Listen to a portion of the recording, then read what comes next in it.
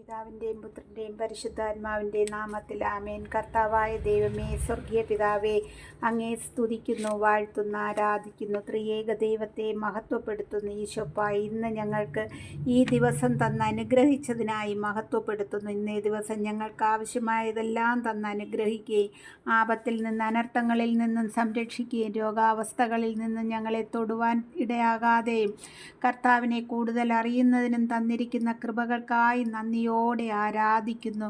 കർത്താവെ, പ്രഭാതം മുതൽ ഈ കരുണയുടെ സമയം വരെയും ഞങ്ങളെയും മക്കളെയും കുഞ്ഞുമക്കളെയും സഹോദരങ്ങളെയും കുടുംബാംഗങ്ങളെയും പ്രാർത്ഥനാ സഹായം ചോദിച്ചിരിക്കുന്നവരെയും ഞാൻ ഓർത്ത് പ്രാർത്ഥിക്കുന്നവരെ, ഇപ്പോൾ എൻ്റെ വാക്കുകളിലൂടെ ദൈവത്തെ കേൾക്കുന്നവരെ, അവരുടെ കുടുംബങ്ങളെയും ദൈവത്തെ അറിയുന്ന ഓരോ മക്കളെയും കർത്താവിനെ അറിയുവാൻ ആഗ്രഹിക്കുന്നവരെ ഈ സമയം അവിടുത്തെ പാദതാരിൽ സമർപ്പിക്കുന്നു.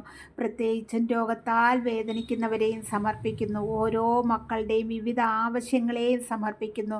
കർത്താവേ, അവിടുത്തെ ഹൃദയത്തിൽ നിന്നൊഴുകുന്ന കരുണ ഞങ്ങളിലും ലോകം മുഴുവനിലും ഒഴുകണമേ അപ്പാ. ഞങ്ങളിൽ നിന്നൊരു കുഞ്ഞു പോലും നഷ്ടപ്പെടുവാൻ ഇടവരാതെ വണ്ണം അവിടുത്തെ കരുണയാൽ ഞങ്ങളെ എല്ലാവരെയും പൊതിയണമേ. കർത്താവെ, ആത്മീയതയിൽ ഉണർവുള്ളവരായി ജീവിക്കുവാനുള്ള കൃപ ഞങ്ങളിൽ നിറയ്ക്കണമേ. കർത്താവായ യേശുവേ, തിരുസഭയുടെ മേലും തിരുസഭയെ നയിക്കുന്ന ലയോ പാപ്പായുടെ മേലും എല്ലാ കർദിനാൾമാരുടെ മേലും എല്ലാ വൈദികരുടെ മേലും സന്യസ്തരുടെ മേലും അവിടുത്തെ കരുണ നിറയ്ക്കണമേ നാഥ. കർത്താവിൻ്റെ വചനം പഠിപ്പിക്കുന്ന ഓരോ ധ്യാന ഗുരുക്കന്മാരിലും ഈശോയുടെ വറ്റാത്ത കരുണ നിറയ്ക്കണമേ. അനേകായിരം മക്കൾ ദൈവത്തെ കണ്ടെത്തുവാനുള്ള കൃപകൾ നൽകി അനുഗ്രഹിക്കണമേ അപ്പാ. ഇന്ന് പ്രാർത്ഥിച്ചു വചനമെടുത്തു. സങ്കീർത്തനങ്ങളുടെ പുസ്തകത്തിൽ നിന്നും 150-ാം അധ്യായം വായിച്ചു.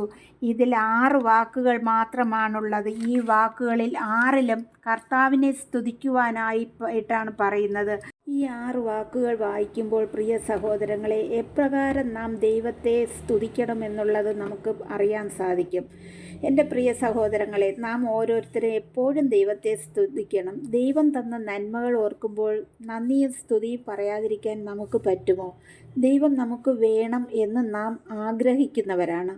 ആ ദൈവം നമ്മുടെ അധരത്തിൽ നിന്ന് ഉതിരുന്ന സ്തുതികൾക്കായി നോക്കിയിരിക്കുകയാണ്.